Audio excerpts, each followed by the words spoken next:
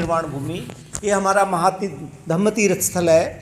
तो आप लोग जो जाना चाहें, जिन्होंने इसको देखा नहीं, जहाँ रह कर के इस देश को अनूठा संविधान दिया, और सबसे बड़ी बात यहीं उस महान बाबा साहब का महापरिनिर्वाण हुआ।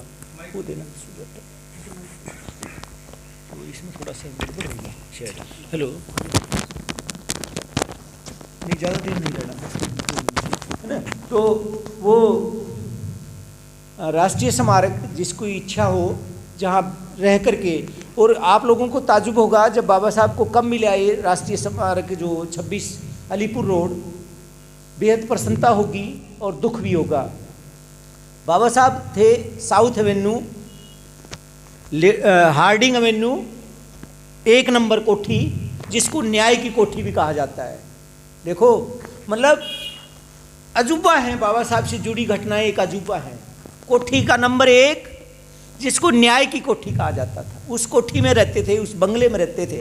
हार्डिंग एवेन्यू, इंडिया गेट के पास बाबा साहब रहते थे। लेकिन भारत की नारी को आज़ाद करने के लिए वो कोठी भी कुर्बान करनी पड़ी, और जो अपनी राज्यसभा जो मंत्री थे, उस मंत्री पद को भी ठोकर मार दी 27 सितंबर 1951 को, भारत की नारी को आज़ाद करने के लिए। तो बाबा साहब, उसके बाद बाबा साहब के पास कोई सरकारी बंगला नहीं रहा, और बाबा साहब आसमान की छत के नीचे आ गए। खुली उन नीचों ने बाबा साहब से बंगला छीन लिया, न्याय की कोठी छीन ली, जिसने राष्ट्र को संविधान दिया, जिसकी कहा ना, जिसने कहा जिसकी किताब देश पे शासन करती है वो इंसान कितना महान होगा, जिसकी किताब देश पे शासन करती है, उस इतने बड़े महानतम उस सम्यक संबुद्ध से वो कोठी छीन ली। तो सिरोही राजवंश के राजा ने ये 3 एकड़ का बंगला, बहुत बड़ी कोठी 3 एकड़ में थी, जो सिमट करके अब शायद 1 एकड़ में ही रह गई है। 3 एकड़ का बड़ा बंगला एक उपहार के रूप में दिया था, जहाँ बैठ करके उन्होंने हिंदू कोड बिल दिया, भारत की नारी को आज़ाद कराया। 4 साल स्ट्रगल के द्वारा, संघर्ष के द्वारा, नहीं सॉरी 3 साल में, 54 में भारतीय नारी को आज़ादी दी। हमको आज़ादी 50 में दे दी, पर बाबा साहब को भारत की नारी को आज़ाद करने के लिए एडी चोटी का जोर लगाना पड़ा। इस संविधान से भी भारत की नारी आज़ाद नहीं हुई। हिंदू कोड बिल के जरिए बाबा साहब ने इस भारतीय नारी को, इस विषमता को मिटाया, जिसमें नारियों ने ही इंडिया गेट के सामने बाबा साहब को काले झंडे दिखाए, जिसमें कहा गया भाई तुम मेरे को ही काले झंडे दिखा रही हो, मैं तो तुम्हारी आज़ादी के लिए बना रहा हूँ। तो कहता है कि हमारे पतियों ने ये कहा है कि भाई उनका विरोध करो, नहीं तुम्हें को घर में नहीं बढ़ने दिया जाएगा। तो बाबा साहेब डॉक्टर अंबेडकर ने ये सिरोही राजवंश के राजा ने फिर ये कोठी भेंट करी थी। उस राष्ट्रीय स्मारक को, उस महापरिनिर्वाण भूमि को आप लोग, जिस सिरोही राजवंश के राजा ने ऊपर उठ करके, और ये इतना बड़ा बंगला, और कहाँ है ये बंगला? बिल्कुल जो वायसराय जहाँ रहता था, जो आज विधानसभा है। सोचो, वायसराय के, जो भारत का जो वायसराय था, इंग्लैंड का वायसराय लॉर्ड माउंटबेटन जहाँ रहता था, उसके पास ही ये राष्ट्रीय स्मारक है। ये जो इतनी बड़ी कोठी। तो इस भूमि पर जो भी यात्रा करना चाहे, 6 दिसंबर का हम यहाँ से माफ़ी मांग लेंगे दूसरे सम्यक संबुद्ध से, हम वहाँ परिनिर्वाण भूमि वहाँ चल पड़ेंगे। बाकी डॉक्टर महावीर बौद्ध की तरफ से हमें चैत्य भूमि बम्बई का बारे में कह रहे थे, लेकिन चूँकि आप लोग इस चीज़ से वंचित हैं, इसलिए डॉक्टर साहब तो वहाँ जाए, और मैं भी कई बार जाया, कई बार मैं तो करीब मेरे ख्याल में 20 बार जा लिए होंगे। मतलब हर साल जब ये जिंदल का बंगला था, पता है आपने, इस कोठी पर कांग्रेस का जो इशार का ओपी जिंदल है ना, उसका कांग्रेस ने कब्जा करवा दिया था। जो कोठी सिरोही राजवंश के राजा ने भेंट उपहार में दी थी, उस कोठी पर भी कांग्रेस के द्वारा ओपी जिंदल का कब्जा करवा दिया गया। और संविधान निर्माण, और उससे बड़ी अचरज की बात यह है, इस कोठी को जब खाली कराया गया तो उस कोठी पर कब्जा करने वाले को उसके बराबर की ज़मीन दी गई, और उसका वैल्यूएशन निकाल करके वो संपत्ति भी दी, अब बना भी ले और कोठी भी ले कब्जेधारी को। तो कैसी सरकारें हैं जो संविधान को हाईजैक कर लिया है, या जो भी कुछ गड़बड़ है। ये 2004 में ये भारत सरकार ने इसको राष्ट्रीय स्मारक घोषित किया, इसको राष्ट्रीय वो दिया।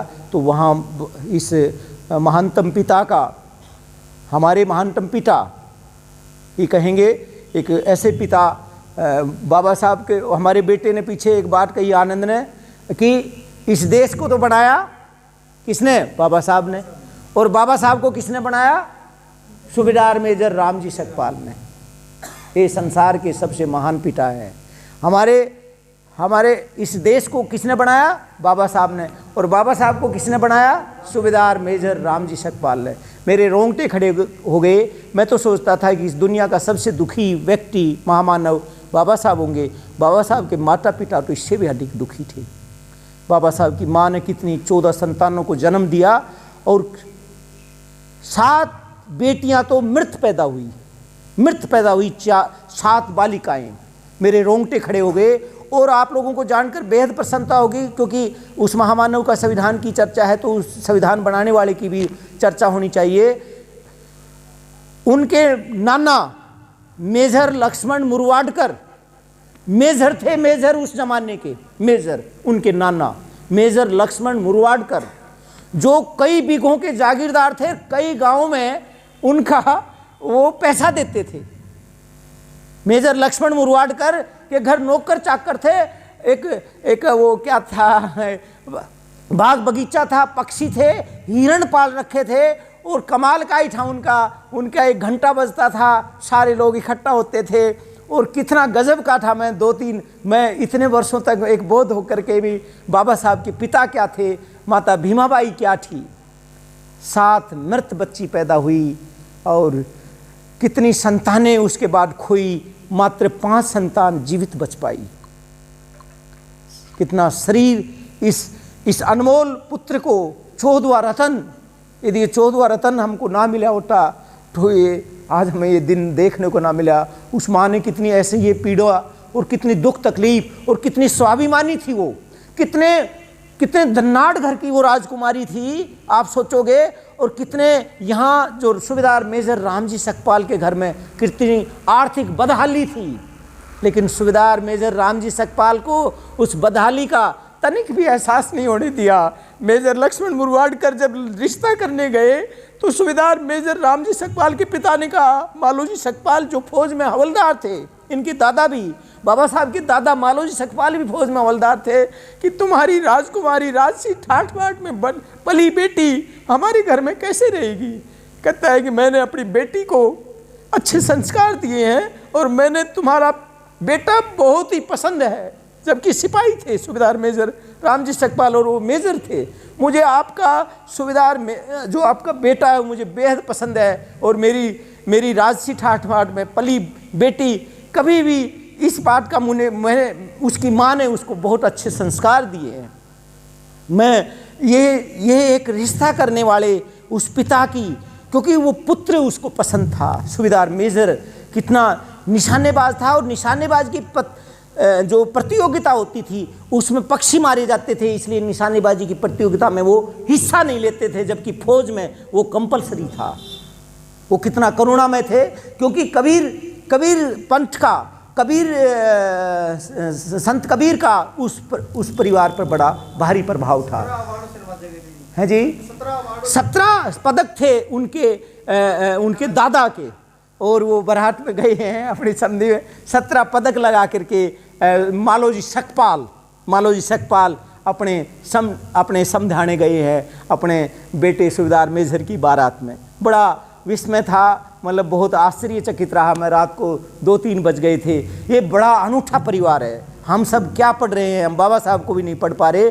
मतलब कितने उनके दादा, उधर उनके नाना फौज में बड़े पदों पर थे और ये सूबेदार मेजर रहे। 14 साल तक इन्होंने मिलिट्री स्कूल में सैनिकों को पढ़ाया, 14 साल पढ़ाया। और इनकी जो वो थी इंग्लिश, वो बहुत ही गजब की थी। इसमें मेरी बेटी विशाखा की गलती नहीं, ये सरकारी स्कूलों का एक खामियाजा है जिसमें ये हिचकिचाई, क्योंकि सरकारी स्कूलों में तो टीचर द्रोणाचारी बने बैठे हैं, इसलिए ये बच्चा इंग्लिश मीडियम, लेकिन सरकारी होता है। ये जो गुरु हैं ये राष्ट्रद्रोह कर रहे हैं। यदि इनके बच्चों को कंपलसरी सरकारी स्कूलों में पढ़ाया जाए तो ये पढ़ाई करें। प्रोफेसर की तनख्वाह आईएएस से भी ज़्यादा है, लेकिन ये लोग जो भारत के जो टीचर हैं वो गए गुजरे हैं। मैंने अपने बच्चों को बलि तो चढ़ाया सरकारी स्कूलों की, लेकिन फिर भी मुझे संतोष है कि ये टॉपर रहे हैं, अपनी क्लास में टॉपर रहे हैं, क्योंकि ये हम जज्बाती हैं, सिद्धांती हैं, इसलिए सिद्धांतों से हम कोई समझौता नहीं कर सकते। सरकारी सरकारी होता है और प्राइवेट प्राइवेट होता है, जबकि सरकारी में प्राइवेट में टीचरों का भी बहुत भारी शोषण होता है। थोड़े से पैसे में वो बहुत ज़्यादा ये लुटेरे, क्योंकि इनको इनकम टैक्स से भी ये फ्री होते हैं। ये प्राइवेट स्कूल इनकम टैक्स से फ्री होते हैं, कितना ही मनमाने इन्होंने मंदिर और ये प्राइवेट स्कूल, और ये बहुत बड़े गुंडों के और बहुत बड़े वैसे लोगों के हैं ये स्कूलें, है ना। तो इस तरह के ये लोग हैं जो इन्होंने शिक्षा को एक व्यवसाय बना लिया और शिक्षा महंगी से महंगी कर दी। एक बार मेरे पास एक वो थे मैनेजर, तो वो मेरे पास ही थे नांगल से बाजपुर पूर्व की ब्रांच में। उसने कहा, अंबेडकर जी बेटी का एडमिशन हुआ है पहली में और 1 लाख रुपया फीस लगी है, 1 लाख रुपया पहली में, आप सोचो। तो डॉक्टर साहब आपका प्रबोधन भी होना है, पानी पीने गए हैं, और कोई किसी ने इस महत्वपूर्ण दिन पे बोलना है तो ज़रूर बोलें। महेश जी, बाबू जी कैसे चुप हैं, और कोई वीर सिंह जी और अन्य लोग। हम सोच रहे थे एक तो बोधाचारी कोई भिक्खू बनने जा रहे हैं राज संविधान के ऊपर, क्योंकि भिक्खू बनने की अधिकार संविधान ही दे रहा है, नहीं समझे। नहीं तो आप नेपाल में भिक्खू देखो उनके साथ क्या व्यवहार होता है। हिंदू राष्ट्र है वो, तो वहाँ भिक्खुओं के साथ भी बदसलूकी होती है, अनजस्टिस होता है। ये भारत ही है जहाँ हम सब तरह का सुख का सांस लेते हैं।